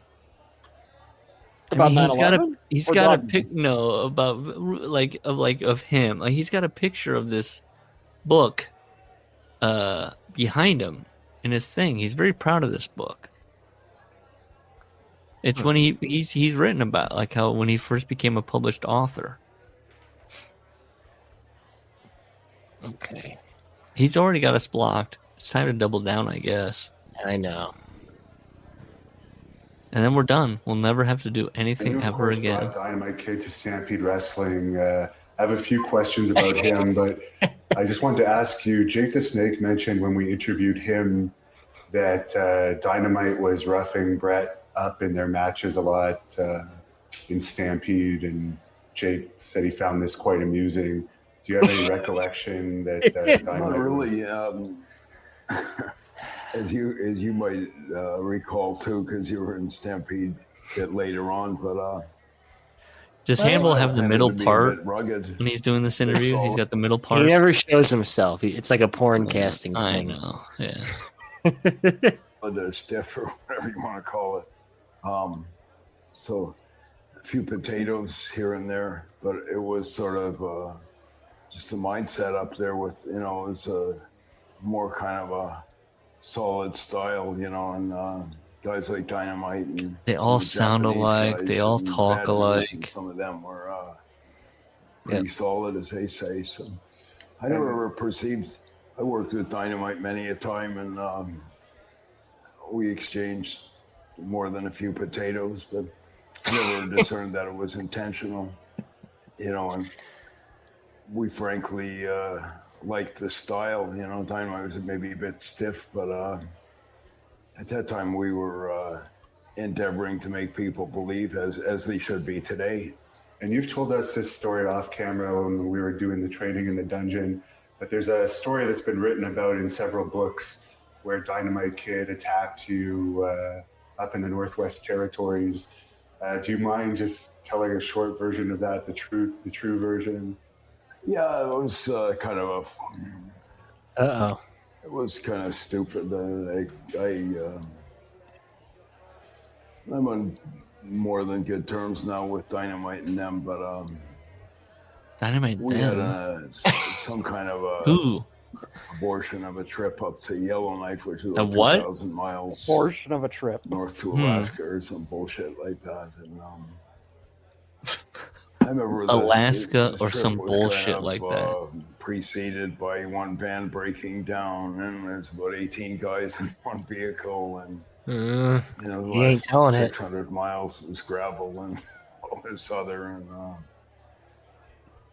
I think we had a show the preceding night in Yellowknife, and then we were supposed to drive back to this other Eskimo outlet called Brother, you're not being interrogated by the police. Just tell the truth. Like, what? Why are you sweating? Dynamite and them maybe went into the bar and got plastered, or a whole bunch of them, and I had driven down the preceding night after the matches because I had to do radio interviews in the morning on the Hay River Radio. Anyway, to make a long story short, show was supposed to start. Or long story longer. Or something like that. And, by 7:30, the only wrestlers there were Bulldog Brown, his son, his supposed son or his nephew, Kerry Brown. His supposed son or nephew. We had a pretty good house, about 1,500 throw that out people, there. something like that. So I'm trying to. Anyway, we're waiting, and we don't want to give them their money back. And what? So finally, I worked with Kerry Brown, and I think we worked about 45 minutes. Said make it and shorter. We're talking about your match. If the boys haven't arrived yet, they went 45 minutes. 45 Bruce minutes Hart went 45 minutes with Bulldog Brown's son. Do some kind of interference. His bastard son. Put a spin-off angle on work with you. In Yellowknife. The question was, did Dynamite attack you? Minutes with Kerry, and then Bulldog. Not there yet. Did something, and I shot an angle and said, I'll kick your ass. An angle for this town you're never coming back to. I worked with Bulldog. What if I kick you in the nuts? Minutes. finally I had Want to somebody get some juice and signal to me that Yellowknife? they Yeah. arrived. The heat and Yellowknife. So The I'd been heat. working Imagine about the 90 heat. minutes. I come back to the dressing room and like the Faces dressing room, and I'm talking to I think Benoit, and I'm just saying, where the hell have you guys been, or what the hell's going on? You know, so it's supposed to start at 7. You know, it's like 9 o'clock or something now, and from out of the blue, I guess Dynamite had coming from behind and from the It's a cheap Heels shot, of dressing course. or whatever, but I didn't even see it and just wham, you know, and I got like hit in the side from behind, and I think it dislocated my jaw, and then I think my brother Dean, who was a referee or something, he kind of, you know, came Dean in wouldn't and I let was it go. like half dazed from the damn shot to the head, and then Bruce Dynamite sounds was, like Brett now, you and know, Brett's had drunk severe and concussion belligerent and damage. fuck you and all this. And Well, Bruce probably has too if he's going 45 that was minutes. sort of but- that. True. He later on, I made peace with him later on, but he told me that there is this other a-hole who's in the territory named Ricky Rice had supposedly been saying that I was laughing about how the Bulldogs must, you know, they used to fly first class in WWE or some bullshit. Now they're riding 18 guys in one of Stu's broken down vans over 1,000 miles of gravel. And That's I great. was Tom had heard that. making Yes. fun of them, which I Yes. wasn't. And even if I had been, it would. Do we believe him? You know, not knocking them or anything like that. you No, know, because and he's joke the way on he's the just ref. telling the story. So is I- like, He's smirking a little bit. So it was mostly just shit disturbing, and so that was about that. You know, it was to make a long story bit short, frustrating given that I just worked Fucking 90 hell. it was a gravel road over some at bullshit mile like marker that. 988. Good God. Oh boy. Bruce, you schmuck. Do we have anything else? Do we have like I just watched a clip of Billy Jack Haynes, who you know is batshit insane, hold on. talking about Bruce Hart's 14-year-old wife. Oh no. Bret Hart. Dynamite Kid. Let's see if Bret Hart's got Which is anything funny because it's recent. a Hannibal interview, and so was that. And you know Hannibal wouldn't bring that up to Bruce to his face. No. I heard your wife was 13. I want to play this just because Brett looks insane. So I'm gonna present this here. Let's see. Share screen.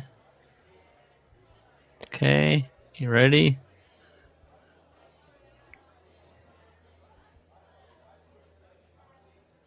Oh shoot! Sorry. Yeah, remember. Hold on. Yeah, I gotta add it. I'm sorry. Okay, ready? I remember watching it and I was like, that's what I wanted to be. That's what I want. I want to be a guy that can Just go in to there be clear, Brett has the Well, largest listen. sunglasses you've ever seen in your life. I think this is post-stroke. So you think the lights are giving him Or trouble? he's got a droopy eye. Oh, and he's worried Because about I think his mouth is kind of droopy. That's what Let's I picked see. up on. Kind of looked. I was inspired by Dynamite. Yeah. Well, what was that edit? See, look at his fucking smile. It's half crooked. Well, no, that's just a Harrison Ford smile. That's nothing to, that's just He looks there's a like weird Trump weird- during the what was it, that funeral or something, right? When his face slumped. Sure. That was when I get a chance to talk about Dynamite. Yeah, you're right. He's got a little Yeah. bit going. Greatness. Yeah. I mean, I never missed Even a the chance. glasses aren't on right. He does look It was insane. important. God. I Yeah, always think backwards Dynamite hat. Kid's best there is, but Backwards it's my hat. best removed, and, I say Leather this. jacket. He's in a No, I think he's in a gym. He's ready to rip off. I'm very, very proud of my own. Any second. Yeah. Huge sunglasses, crooked. career, and I had a What great is this career, and for? I think I was a fair wrestler in my own right. And, Dynamite. If you had to ask me if I thought I was better than Dynamite, I could never say I was better than Dynamite. He was the best there is. He was the best wrestler I ever watched. Best wrestler I ever worked with. Best wrestler. Just talking about Bret will never. Or Dynamite's like fucking prick. Bret can't. He has to be a professional and be like. Now, as he's gotten older, he's like, nah, that guy sucks. This guy sucks. He's kind of turned into Tom a little bit. I'm surprised Bret doesn't go around going, what do I rate Goldberg? Out of 10? Mox? 0. I remember watching it. That face of Billington there. What is he wrestling? Gouldy Stomper? Is that Gouldy there? Archie the Stomper and him? Hang on. I will. Okay, before we go, I do want you to at least see that fucking promo. We should be good boys and put the links of the videos we watch in the show notes, but we're not good boys. One day, I will hire somebody to go through every episode and write descriptions and put links in the. One day, we need a producer. Colin. Okay, here you go. Oh boy, holding onto that rope for dear life. in this area. He's got a tremendous reputation for fair play and bringing in the finest wrestlers in the world in Hanover. And we're very fortunate that we've been able to send some of our boys like John Quinn and Archie the Stomper and Mr. Hito. He lost track of his own roster after, what was it, Archie and two guys, Archie and guy. John Quinn. Yeah. Been over there and they've done. They've been very, very pleased. Well, we're certainly pleased to have all right, here. All right, sir. And, Okay. Fucking Ed Police Whalen. conducted traffic. Sorry. Oh Mo. boy. Ed Whalen looks like Mo Green. That's a little bit. A little bit. And they've done. They've been very, very pleased. He did a Mitch McConnell shutdown. He's very pleased. Okay, well. His own sons are on the Ed Whalen roster. cutting off the boss. Yeah. All right. He's had enough conversations that he's like, it's not gonna come. It's not gonna come to him. He's gonna say something weird. Why not just start listing your own sons? Or can he not remember who is? He was referring to guys he had sent over to Germany. Oh, I thought he was saying we've got a great roster. Ich bin der beste europäische Ringer. What else we got here? Let's run through them. What is this? He brought their fucking toys with him. Oh, that's all right. Okay, Reggie. Okay, it took me so long. I think I might have texted you. Who's Reggie Dunlop? This is all of them. We did them all. Oh man, we need so much more. I don't know what I did with the fucking Russo. Hey, where's my... It was more of a wild west. I would accept no response. You've never looked the other way. Are you indicating that's my response? And you've got that little look on your face. Do we And play you've got that little look on your face. that interview? Ooh, ooh. Did you get that soundbite of him going? Ooh, ooh, ooh? Does he make sounds when he makes the face at him? Oh. Sorry, I froze again. What were you? Okay. And you've got This that little one? look on your face. Did you get the? Does he make sounds when he makes the little look? Yeah, he goes. Ooh, ooh. I had it. I didn't. It didn't really make anything. Yeah, it doesn't make any sound, but yeah, picture his face. If Same you with the can't cut paper it, slapping. Get out. What does he say? If you can't cut it, get out. Yeah. There you go. Are That's you maybe indicating that's my responsibility? These people are dead. I would accept no responsibility whatsoever for their untimely deaths. And we finished Tom's book. Did we learn anything? Did anybody have anything to say about Tom Billington, Larry's pick here? Psychopath. A psychopath? Yeah, just whatever, miserable person. Yeah. There's nobody like him anymore. I don't think anybody. Maybe who would be the most bitter Low-key. wrestler now? Low-key. Oh, low-key. If he left, he'd be like the bitter guy. Possibly, yeah. I mean, if you I'm left. trying to think. Is there anybody bitter now? Maybe Nixon Newell and her gal pal. Whenever that goes down. Anybody want to talk about that? That's cool, right? You turned down doesn't matter. You hear the reporting on that? I'm gonna end this episode. I'm gonna end the Tom Billington episode talking about Nixon Newell. They didn't want a job. Who cares? Or Tegan? Was it Tegan? Yeah. Well, they said they needed to protect their brand. Yeah. But then she also said she's quitting wrestling. That was weird. She's like, I got a year left. So what's going on? What are we doing? Her endorsement deals will dry up if she's seen losing on TV. Yeah, She's all those Australian, right? Collision viewers are gonna. Is she Australian? Was she? She's Australian. I don't fucking know who these people are. Boy, no one's going to subscribe to my OnlyFans if I lose in 3 minutes. I saw it, but I don't believe it. What's this? 8 Colonel De Beers Black. That's right. It's that kind of show now. That's Derek Dukes for an interview. Is he here? Can we find him? Is he still alive? I don't have any idea. The one Larry was talking to. That guy. Yes. Can he click the infamous? Can he click a StreamYard link? Wow. Oh, Dukes is Larry's alive. leaving. There we go. We're gonna get him. We're gonna interview him next week. Honestly, that Colonel De Beers feud, that's some good shit. I've been watching some AWA. Does anybody get painted black? And what's the payoff?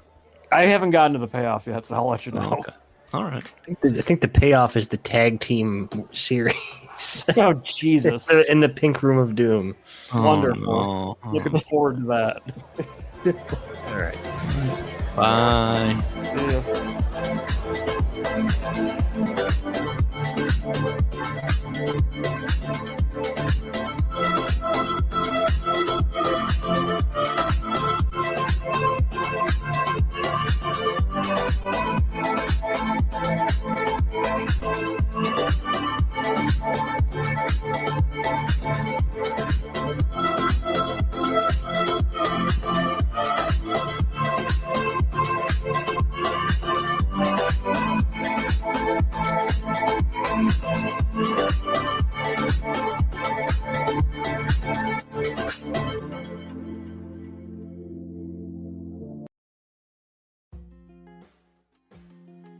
It's Wilson again.